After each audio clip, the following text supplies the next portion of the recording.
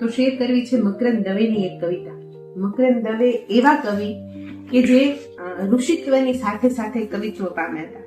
એની લાઈનોને અનુભવવાનો પ્રયત્ન કરીએ. જાજા છે મંદિરો ને જાજા છે જુગારખાના, બંને વિરોધાભાસમાં છે. જાજા છે મંદિરો અને જાજા છે જુગારખાના, એ દેશમાં ઉપાયો ક્યાં છે ઉગારવાના. જાજા છે મુખર વક્તા અને જાજા છે મૂઢ શ્રોતા, એ દેશમાં છે મેલા કથણી તણા મસોતા. જાજા છે પ્રેક્ષકો અને જાજા છે અદાકારો, એ દેશમાં છે નકલી વેશો તણ વધારો. જાજા છે ગુરુજીઓ અને જાજા છે વળી ચેલા, એ દેશમાં છે માનવ મૃત્યુ વગર મરેલા. જાજા છે પક્ષકારો, જાજા છે દેશ નેતા, એ દેશમાં તો કાયમ છે વેતિયા વિજેતા. એટલે એનો વિજય જે હોય ને, વિજય એને મળે ને તો એ ઘડીક નો હોય. ઘડીકમાં રાતોરાત વાયરલ થઈ જાય ને મોટા સ્ટાર બની જાય ને ઘડીકમાં એનો અતોપતો ન મળે.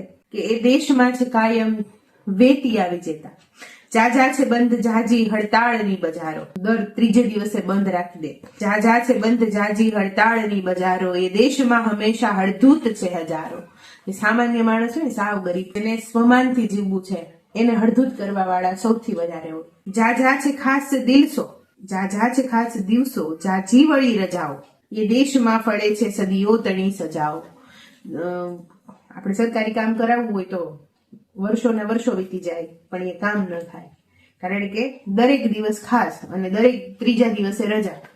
જાજા છે ખાસ દિવસો અને જાજી વળી રજાઓ, એ દેશમાં ફળે છે સદીઓ તણી સજાઓ. તેજીના ટકોરાથી જાગે ન દેશ હમણાં, એ દેશમાં રહ્યા છે સૌ લોક સારું ડફણા. એક કામ કરાવવામાં કેટલાય ડફણા મારવા પડે ત્યારે માંડ માંડ કરીને કામ થાય. આ પરિસ્થિતિ મકરંદ દવે લખેલી છે, પણ તમને એવું નથી લાગતું કે હજી એ લાગુ પડે છે? જો આવી કવિતાઓ તમને ગમતી હોય, તમને દિલ સુધી પહોંચતી હોય તો આ વિડીયોને લાઈક, શેર અને મને ફોલો ચોક્કસથી કરી લેજો.